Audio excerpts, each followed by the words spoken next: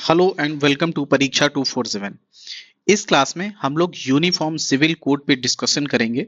जैसा कि आप लोग को पता होगा कि सबसे पहला जो स्टेट था गोवा, है ना। वो इंडिपेंडेंस के पहले ही गोवा में जो लॉज थे वो सारे रिलीजन के लिए सेम थे। सारे रिलीजन के लिए सेम लॉज का मतलब ये है, बेसिकली ऐसा होता है कि जितने भी क्रिमिनल लॉज होते हैं वो सारे रिलीजन के लिए सेम होते हैं। ठीक है, सबके लिए सेम होते हैं। इनफैक्ट रिलीजन की उसमें कोई बात ही नहीं होती है। मेरा कहने का मतलब है जितने भी क्रिमिनल एक्टिविटीज होती हैं उन पर्टिकुलर थिंग्स के लिए लॉज सबके लिए सेम है। बट अगर बात आती है पर्सनल लॉज से रिलेटेड या फिर जो सिविल लॉज होते हैं उन चीजों से रिलेटेड, तो रिलीजन वाइज थोड़ा सा लॉज में डिफरेंसेस होते हैं।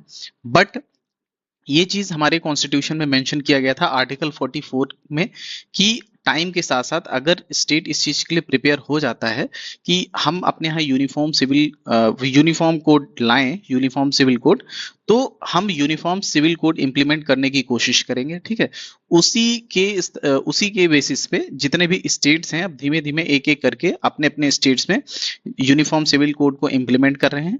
तो इस चीज पे हम लोग एक डिस्कशन करेंगे। हम लोग कोशिश करेंगे कि उन सारे फैक्ट्स को डिस्कस करें जो स्टेट पीसेस के जो प्रीलिम्स एग्जाम्स होता है उसमें सबसे ज्यादा इंपॉर्टेंट होते हैं और वहां से क्वेश्चन पूछे जाते हैं।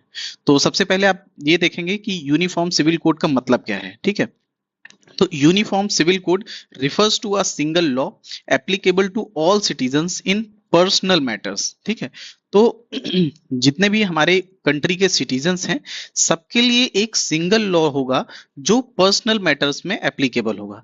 पर्सनल मैटर्स क्या क्या होते हैं, जैसे marriage, divorce, custody, adoption, inheritance. इन सारी चीजों से रिलेटेड अभी क्या है कि रिलीजन वाइज, जैसे आपका हिंदू है, हिंदू में केवल एक मैरिज अलाउड है।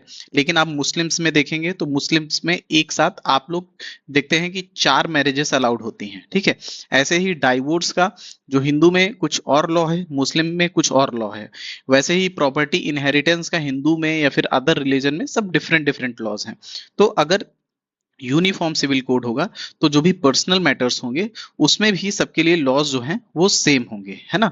उसके बाद फिर देखेंगे कि ये जो यूनिफॉर्म सिविल कोड है ये पार्ट 4 है जो डीपीएसपी, उसके आर्टिकल 44 में मेंशन है। ठीक है, तो क्या यूनिफॉर्म सिविल कोड से रिलेटेड कॉन्स्टिट्यूशन में मेंशन किया गया है? हाँ, ये डीपीएसपी के आर्टिकल 44 में यूनिफॉर्म सिविल कोड के बारे में मेंशन किया गया है। ठीक है, और जैसा कि आप जानते हैं कि डीपीएसपी जो है they are not mandatory and left to government discretion, है ना। गवर्नमेंट जब इस चीज के लिए रेडी होगी कि वो अपने स्टेट में या फिर सेंटर में इस चीज के लिए अब रेडी है एप्लीकेबल करने के लिए, ठीक है, उससे रिलेटेड लॉज बनाने के लिए, तभी वो लॉ बनाएगी। कोई इंडिविजुअल, कोई पर्सन कोर्ट नहीं जा सकता इस चीज के लिए कि ये चीज कॉन्स्टिट्यूशन में मेंशन है तो आप इस पर्टिकुलर चीज पे लॉ बनाइए। ठीक है, तो डीपीएसपी का मतलब हम लोगों ने देखा। उसके बाद देखते हैं कि ऑब्जेक्टिव्स क्या क्या हैं, कि अगर हमारे यहाँ यूनिफॉर्म सिविल कोड होंगे सारे रिलीजन्स के लिए एक अगर लॉ होगा तो उससे क्या होगा। सबसे पहली चीज है कि लीगल यूनिफॉर्मिटी होगी। ठीक है, एक पर्टिकुलर लॉ होगा और वही सारे रिलीजन के लोगों पे अप्लाई होगा। उसके बाद फिर जेंडर जस्टिस, है ना। जेंडर जस्टिस का मतलब ये है कि देखिए विमेन्स के लिए हिंदू में कुछ और लॉज हैं, ठीक है, और मुस्लिम्स में कुछ और लॉज हैं, या फिर अदर रिलीजन में कुछ और लॉज हैं। तो हो सकता है कि कोई राइट जो हिंदू में मिल रही हो वो मुस्लिम्स में ना मिल रही हो, या फिर वो पर्टिकुलर राइट हिंदू में ना मिल रही हो। तो इस वजह से हम देखते हैं कि अगर सब जगह लॉज सेम होंगे तो एक तरीके का जेंडर जस्टिस होगा, है ना। उसके अलावा इक्वालिटी होगा कि जो अच्छी चीज होगी उसको गवर्नमेंट अडॉप्ट करेगी और एक यूनिफॉर्म सिविल कोड बनाएगी। ठीक है, उससे इक्वालिटी भी आएगी। उसके बाद फिर हम देखते हैं कि अभी अभी के समय में किन किन पर्टिकुलर स्टेट्स ने अपने यहाँ यूनिफॉर्म सिविल कोड्स को इंप्लीमेंट किया है। ठीक, तो जैसा हम लोगों ने अभी पहले डिस्कस किया कि गोवा जो था वहां पे इंडिपेंडेंस के पहले से ही यूनिफॉर्म सिविल कोड है। ठीक है, तो क्या यहाँ पे है कि Goa had uniform civil code in practice since colonial period. ठीक है, तो इंडिपेंडेंस के पहले से ही वहां पे यूनिफॉर्म सिविल कोड प्रैक्टिस में है।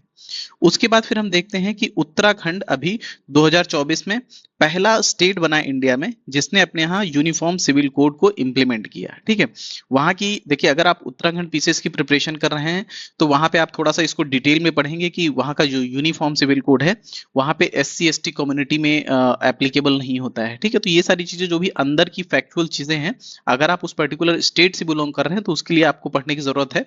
अदरवाइज आपको स्टेट का नाम पता होना चाहिए प्लस उसका सीक्वेंस पता होना चाहिए। जैसे यहाँ पे आपको पता होना चाहिए कि इंडिया में सबसे पहले जो यूनिफॉर्म सिविल कोड है वो गोवा में लाया गया था, है ना। उसके बाद फिर उत्तराखंड जो है वो बनता है पहला स्टेट इंडिया का इंडिपेंडेंस के बाद जहां पे यूनिफॉर्म सिविल कोड आया। कब आया? तो फरवरी 2024 में उत्तराखंड ने अपने यहाँ यूनिफॉर्म सिविल कोड को जो इम्प्लीमेंट किया। उसके बाद फिर हम देखते हैं कि 2026 में गुजरात जो है वो सेकंड स्टेट बनता है इंडिपेंडेंस के बाद और थर्ड स्टेट बनता है ओवरऑल जहां पे यूनिफॉर्म सिविल कोड को लागू किया गया। ठीक है, तो Gujarat became second state to adopt uniform civil code in March 2026। ठीक है, उसके बाद फिर हम देखते हैं अभी एकदम रिसेंट में ही जो असम है, असम में मई 2026 को वहां की स्टेट गवर्नमेंट ने यूनिफॉर्म सिविल कोड को इंप्लीमेंट किया। ठीक है, तो इंडिपेंडेंस के बाद Assam became the third state to adopt uniform civil code, but overall Assam became fourth state in India which have uniform civil code. ठीक है, तो आप यहाँ पे क्या क्या याद रखेंगे? पहली बात, कौन कौन से स्टेट्स हैं, सीधे एग्जाम में पूछा जा सकता है। 4-5 स्टेट्स का नाम दे देगा और वहां से आपसे पूछ लेगा किन पर्टिकुलर स्टेट्स में इंडिया में यूनिफॉर्म सिविल कोड है। ठीक है, तो आपको याद रखना है गोवा, उत्तराखंड, गुजरात और असम, है ना।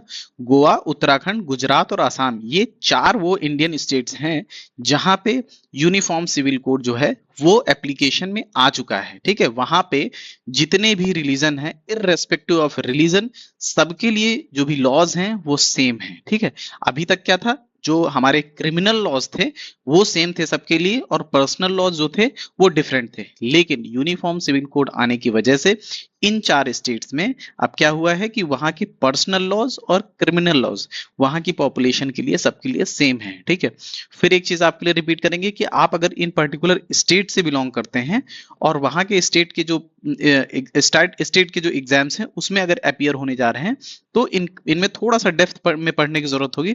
अदरवाइज अगर आप यूपी पीसीएस की प्रीलिम्स पेपर दे रहे हैं या फिर बिहार पीसीएस का या फिर उत्तराखंड का, बीट मतलब जो भी स्टेट्स है ना, तो वहां का अगर आप पेपर दे रहे हैं तो आपको बस उन पर्टिकुलर स्टेट्स का नाम पता होना चाहिए कि कहां पे किन किन स्टेट्स में यूनिफॉर्म सिविल कोड को इंप्लीमेंट किया जा चुका है और उसका एक हिसाब से सीक्वेंस आपको पता होना चाहिए। ठीक है, तो हम अभी अपना डिस्कशन यहीं पे एंड करते हैं। अगर आपको कंटेंट पसंद आ रहा है तो प्लीज चैनल को सब्सक्राइब कर लीजिए और डिस्क्रिप्शन में आपको टेलीग्राम का लिंक मिल जाएगा, उस टेलीग्राम को ज्वाइन कर लीजिए, जिससे वीडियो में डिस्कशन करने के बाद इसकी जो पीडीएफ है इसको वहां पे पोस्ट कर दिया जाता है, तो वहां से आप डाउनलोड करके रिविजन भी कर सकते हैं। Thank you so much.